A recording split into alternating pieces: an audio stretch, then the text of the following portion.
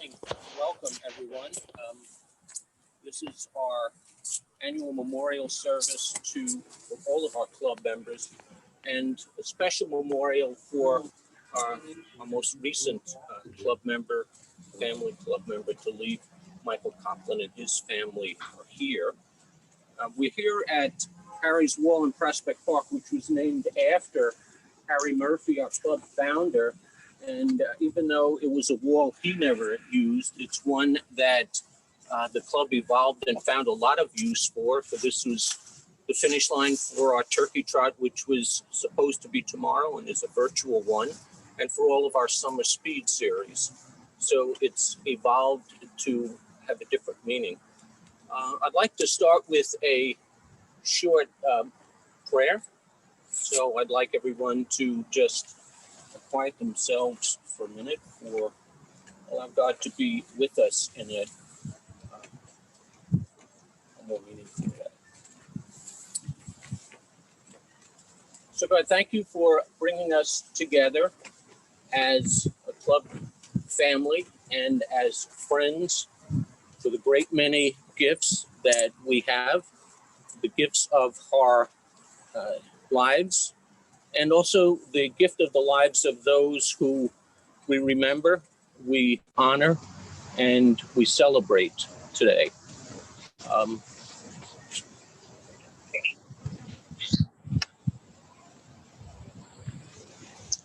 Amen.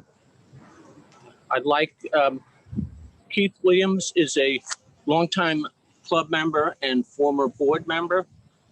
He's going to sing our national anthem, and we do have our new American flag with pole, thanks to Jimmy Leung. Oh, say, can you see by the dawn's early light what so proudly we hailed at the twilight's last gleaming, whose broad stripes and bright stars through the perilous fight for the ramparts we watched were so gallantly streaming, and the rocket's red glare, the bombs bursting in air, gave proof through the night that our flag was still there. Oh, say does that star-spangled banner yet wave o'er the land of the free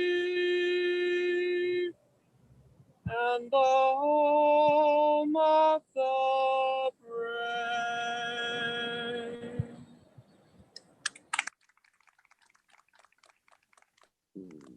I think that flag moving was a movement by the spirits.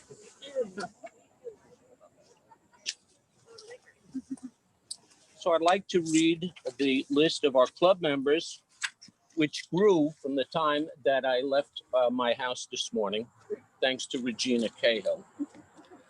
I don't have memory. Club members who have gone before us: Jim Anna Shansley,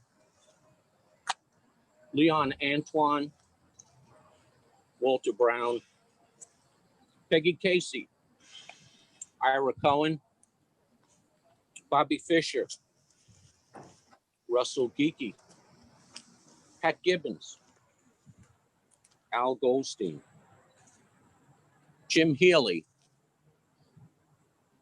Sheila Hernandez, Debbie Hill, Johnny Canole, Michael Copland, Jake Korn, Lori Lopez, John Lothrop, Frank McEnany, Myrna McEnany, Harry Murphy, Bob Muller, Mickey Newman, Junior Benedict Paseo, Dave Powell, Lila Riemann, Warren Ring, Black Jack Slater, Jim Smith, Paul Suskind, Kurt Steiner, Lou Stern Lems, Lou Vasquez Jr., Richard Weaver.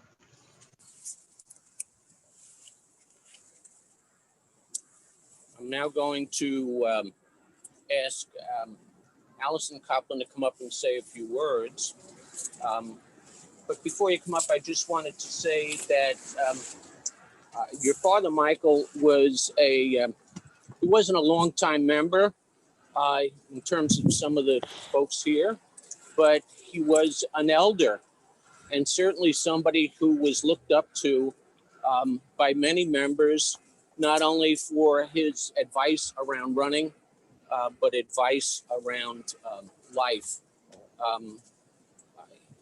He was 2 weeks younger than I am, so we had a lot of discussions about things that went on in our lives, the Vietnam War, etc., and institutions and marriage and children and grandchildren. And so he was a gift and a blessing, and will certainly be remembered. As I mentioned earlier, we've had a fundraiser that Janet Trenk was in charge of putting together, and we've raised enough money to pay for a plaque on a bench, and it will probably be one of the benches here. Allison, you want to come up and speak, please?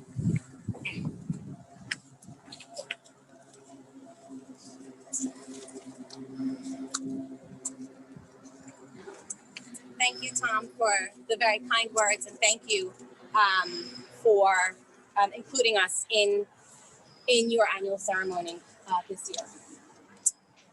If there's one thing you should know about my father, it was that he loved cookies. Yes, cookies. And sometimes I think he ran just so he could have the cookies. There's one cookie in particular that my father loved.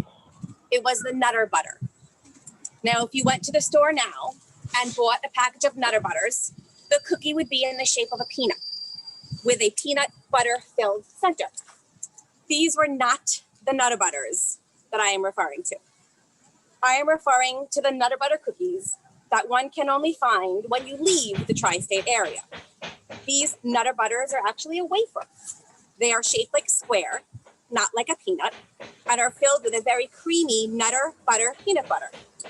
So why have I just differentiated between two types of Nutter Butter cookies? Well, here's why. My brother and I were blessed to be able to go on summer vacations with my parents every year. The vacations were not extravagant. Catskill cabins and dude ranches were the norm. They were tremendously fun and always very memorable.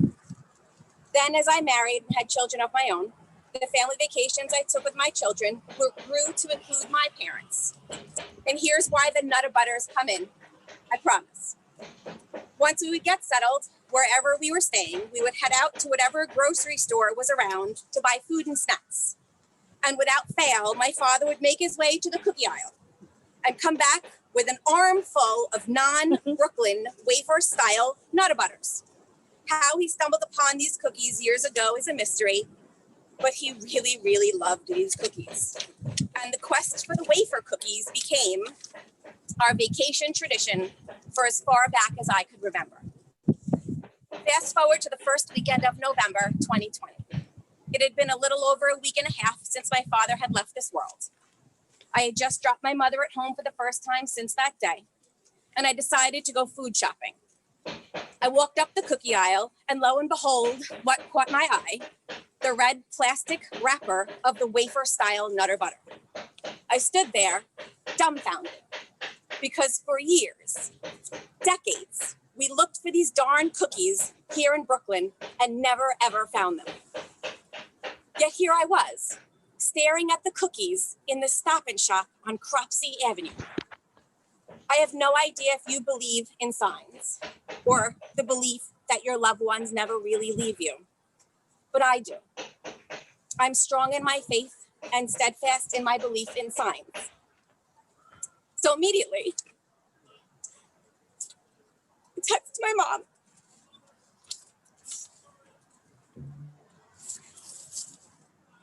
And my two best friends. And we all had the same reaction. It was at that moment, I know without a shadow of a doubt, he wanted to let me know he was there. But it was in that moment, standing there, alone in the cookie aisle, searching for a tissue, which I never have, as my tears are falling into my mask, that I realized he was not ready to go as much as we were not ready for him to go. But for whatever reason, he was needed somewhere else more than he was needed here. This is something none of us will ever understand, nor is it for us to understand. But what is for us to understand is that we are all better people for having known Michael Coughlin. My father was far from perfect, but that is what made him unique and distinctly Michael. He read the most boring history books you could ever find. He logged his gas mileage. He never mixed the food on his plate. He would eat all of his chicken before he would eat the rice. He could be a little short-tempered and hated crumbs on the floor. He always struggled to show his emotions. Yet as he got older, he was quick to cry and then laughed when I called him a sappy old man. He was quick to tell you to suck it up and move on. And as much as I hated hearing it, he was right. He was also your quiet champion. He was the one who would have more confidence in you than you could ever. He believed in you in a way that few could. Failure was never, ever an option. But when you faltered, that is when you worked harder and smarter. This is something he not only taught each and every one of us, but it is also something that he lived throughout his life.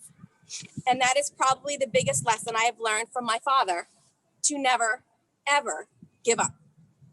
As you all know, over the past 2 years, my father struggled with his running. His body and his brain just would not work together. His body hurt, but his brain and his ego hurt even more. He spoke to doctors, went to physical therapists, and even used the dreaded foam roller, but nothing worked. But that did not stop him. He figured, okay, if I can't run long, let's try something else. So he would go to Coach Tony's speed training and have small successes there. Instead of long runs, he would go on long walk runs along his usual route.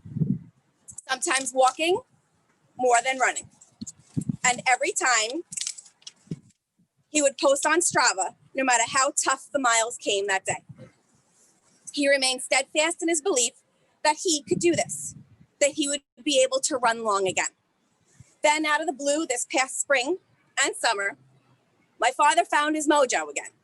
He began obsessively talking about his runs, about the miles he had racked up, and how great he felt. Michael was back. I'm so grateful that he got to do the one thing he loved on the last day of his life and shared it with all of you, the PPTC. A group of incredible people who accepted my father and allowed him into your world with open arms. A world that encouraged him to meet new people, to make new friends, to volunteer his time, to become a coach. You motivated him, you challenged him, you accepted him. And for that, I am eternally grateful. You gave him purpose, a place to channel his energy. You gave him a voice and a community. One of my favorite memories of the PPTC was meeting my dad after his first New York City marathon down at the school. The way you rally around your members, cheering them on when they walk through the door, making sure they have their dry, clean clothes, making sure there is food and drink to replenish the mind and the body is truly amazing. You rally. That is what you do. And you did that just when he died. You rallied. A private message on Instagram turned into kudo boards, social media posts, blog posts, and a wildly successful fundraiser to honor a man who likely believed he was not worthy of the honor. My family is humbled by your love and humbled by your generosity. Thank you for loving and accepting my father. Thank you for celebrating his life. And thank you for ensuring that his life will be remembered long after we are gone. Thank you.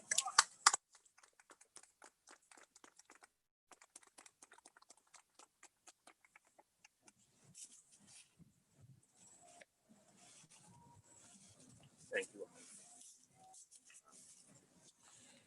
Keith? You ready? Okay. Keith Williams is going to close our memorial ceremony.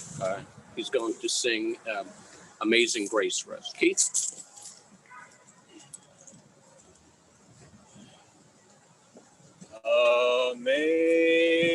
Amazing grace, how sweet the sound that saved a wretch like me. I once was lost, but now am found.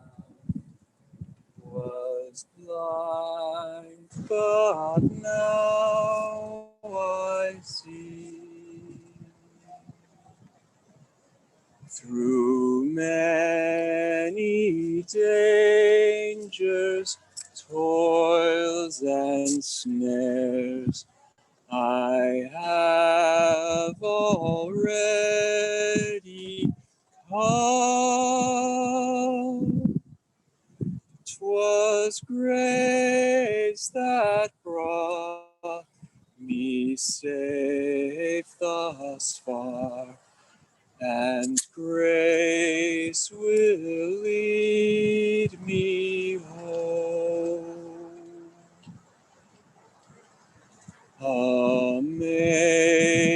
Amazing grace, how sweet the sound that saved a wretch like me. I once was lost, but now am found. Was blind, but now I see.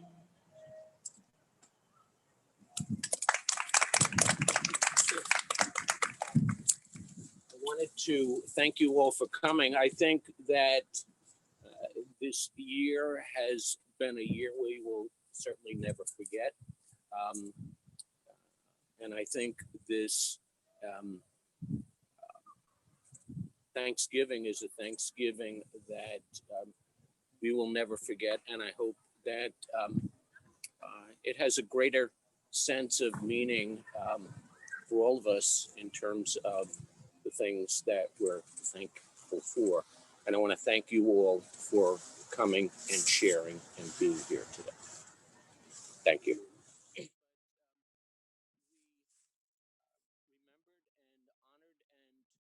honored and celebrated the lives of our past members of our club family, and in a special way, certainly Michael Coplin. And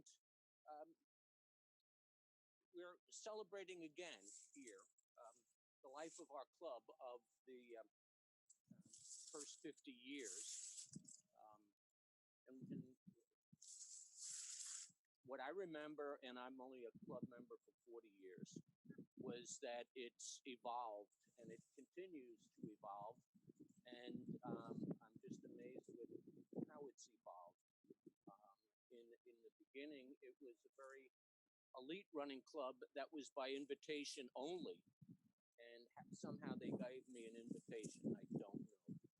I didn't realize I was a club member till the day I was running the New York City Marathon and somebody gave me a club singlet. So That's how I knew I was a club member.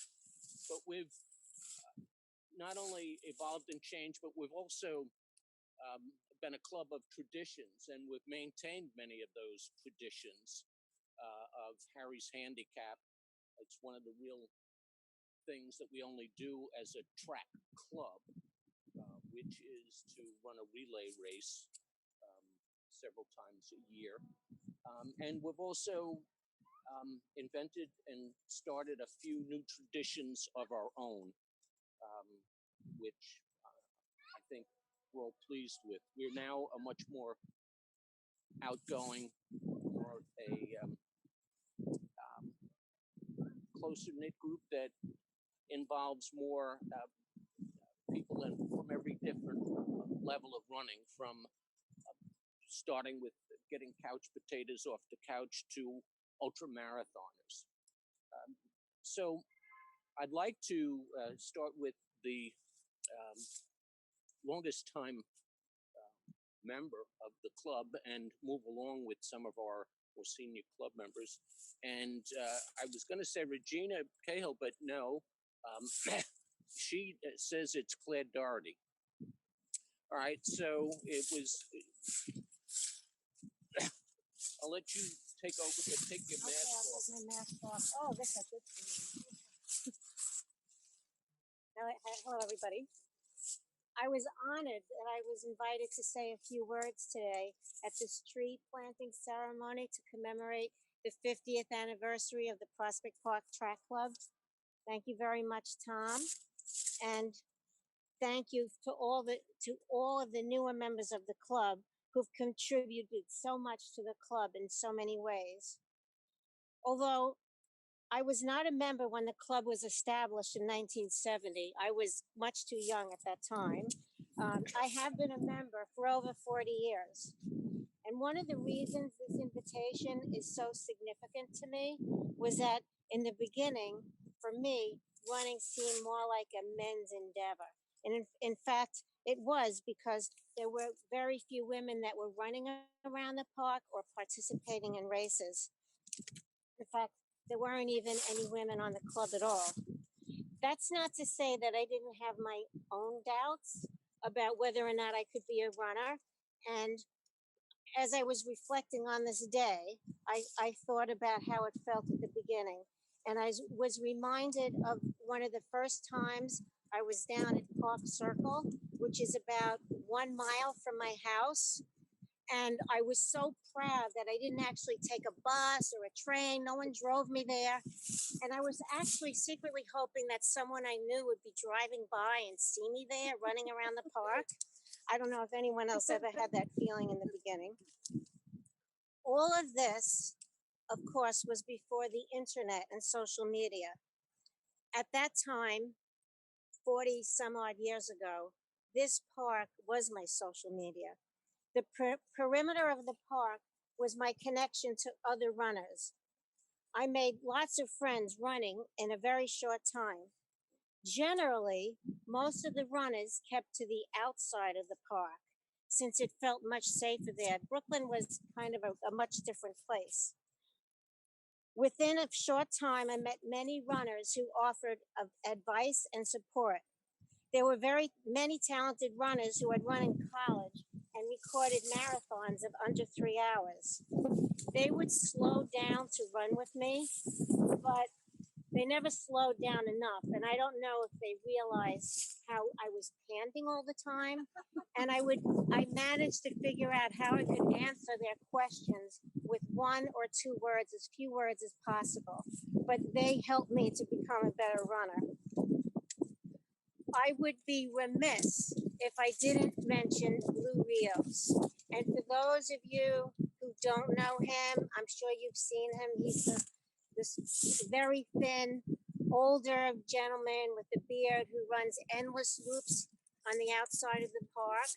Well, when I first started running, I would go out after work, and generally I would run into him when he was on one of his last laps.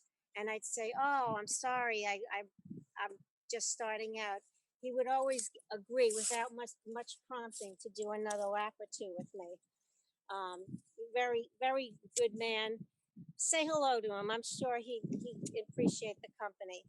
After all this time, Prospect Park and the Prospect Park Track Club have continued to be a significant part of my life. I cherish the friends I've made, and I love the fact that I've met many of the new runners in recent years. In this time of COVID, I've abandoned the gym and, like others, have found great solace in this beautiful outdoor space. Thank you all.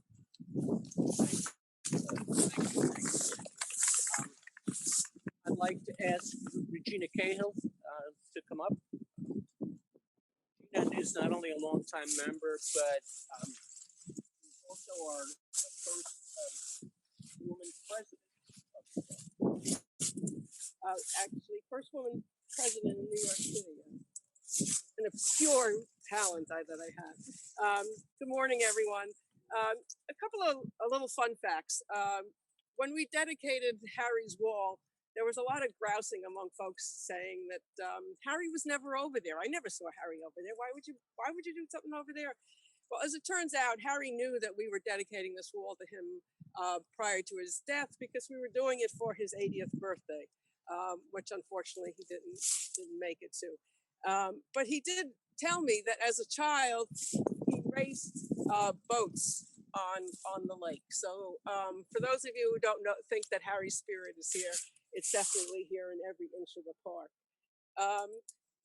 In the early days, as Claire talked about, we were members of the original women's team of the Prospect Park Track Club, who were as notorious as the women's team is today. So I congratulate. Always better than the men's team. Always better and much more consistent, I must say. Yes. So that was an important piece. And as Tom said, the list of the folks we lost over the years grew longer, and there's still a couple of people whose names I can't remember. So that's part of my longevity. Is it'll come to me around 2 o'clock, and if I remember, I'll post it for everybody. So our newest lost is Michael, and I didn't know Michael well, but from what I know about conversations that people have had, is that he was a mentor in the spirit of Harry Murphy. So I felt it important to go through my files of junk in my house, and I stumbled across a piece of the eulogy that Paul Fletcher, who was one of the original Central Park Track Club members, who I guess you could say that Claire and I might have had the same kind of heartthrob for him that our daughters would have had for Justin Timberlake, because these were like the young studs who were a little bit older than us, and like, oh my God, they were gorgeous. So anyway, this is Paul Fletcher, and it's titled "All I Ever Needed to Know I Learned from Harry Murphy" by Paul G.W. Fletcher. Run hills, compliment and support others, do your long runs, be gentle, get sharp with intervals, give selflessly, stick with it, be all you can be, enjoy the camaraderie, love everyone, and win a marathon. And not many of us have won a marathon, but we sure have strived for that. And I encourage people to keep coming. And if you see me going what appears to be backwards running around the park, please wave and have sympathy. I've been out here for 43 years. Thank you. I'd now like to ask Ann Krusesti to come up. Is our actually second female president of the club. Huh? Oh, Lori Lopez. All right. I forgot. Scusi.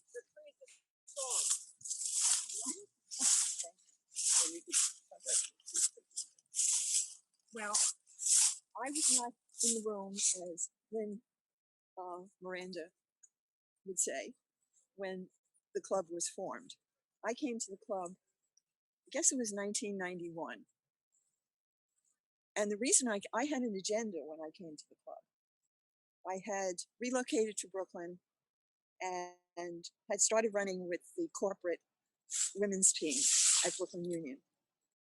And that got me into 5Ks, the corporate challenge, etc. And people would might say to me, "Are you going to do a marathon?" No, you kidding? I'm not going to do a marathon. Well, I guess it was the 91 marathon. I was at near Lafayette where the marathon runners turned. And I was there because 3 of my friends were running. Now, my experience with the New York City Marathon was what I had seen on television. I could not relate to those front runners. So there was no way that I could see myself running a marathon. But I waited to see my friends. And I waited and I waited. And the longer I waited, the more they looked like me. And I thought, you know what? I think I have one in me. So the whole idea of running a marathon started to gel. And I found out that if you wanted to get into the marathon, the best bet was to come through a local club. And the best club to come through was Prospect Park Track Club. The rest is history. I did run the 93 marathon. That was my first. Crossed the finish line on bloody feet.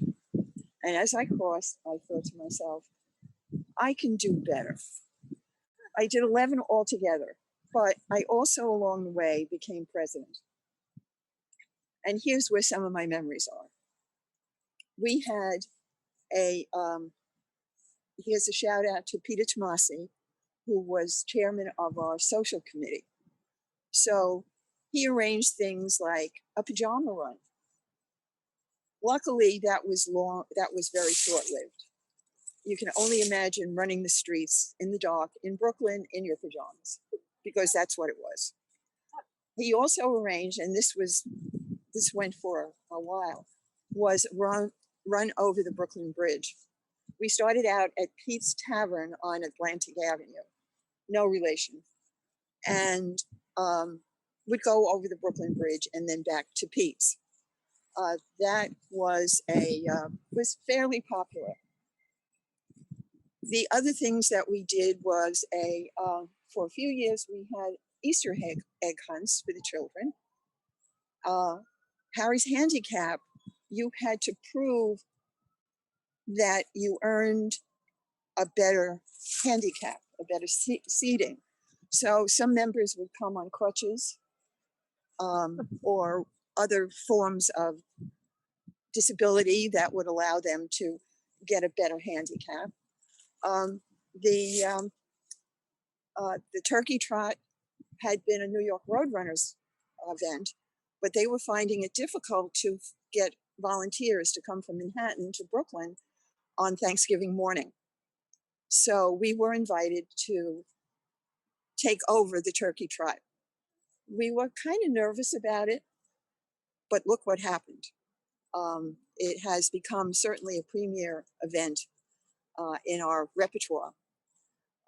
The Cherry Tree started out as a members only run, a 10-mile members only run. And that has evolved also, as Tom said. The strength of the club has been its ability to take chances and to evolve and to know when things aren't working and to move on. The other strength of the club from a personal point of view is the warmth of the people. Certainly when I arrived for my first meeting at John Jay High School in one of I thought it was a chemistry lab, but it was one of the labs, and there were maybe 10 people in attendance. I was a little intimidated because I was never fast. I am a proud back of the packer. And that didn't matter. People accepted me and cheered me on, waited for me after the marathons at the school. And I made many good friends. And Prospect Park Track Club is a very important chapter in my life's journey. And I want to thank you all. Thank you. Thank you. No one else was scheduled to speak, but if any of the club members that are here present wanted to say a few words? Okay, the concluding part of today's event is each of you are invited up. We'll take turns with a shovel to shovel some dirt into the planting of this tree, which I mentioned earlier is a red oak, which was a toss between a red maple and a red oak, and we decided that the red oak they were both going to grow about the same and have about the same amount of strength, but we thought that the red oak was more characteristic of who our club was and where it's going. So I invite you each to come up. I'm going to take the first. Tom. But we're not doing it because of COVID. So that does conclude our ceremony. No, we can watch them. Thank we you. can watch them fill the. They're You gonna can fill it, stay right? and watch them fill this if you like. It's a beautiful thing. And thank you all for coming and sharing today. Guys, for your donation. I love this program because it ties together your guys' memories and feelings with the actual infrastructure of the park. So I just want to say thank you.